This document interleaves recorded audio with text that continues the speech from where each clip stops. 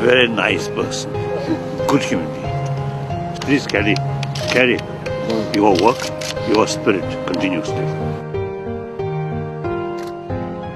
So I always consider him, since my first meeting, a very close best friend.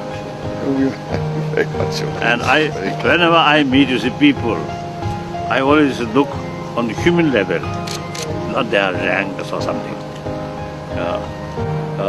I always look on the human level.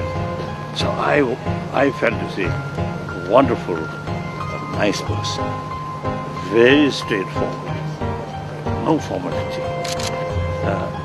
From first meeting, I developed something very close to this feeling. Now here, this gentleman, right from the beginning, let's say, I felt a very nice person, good human being. So I think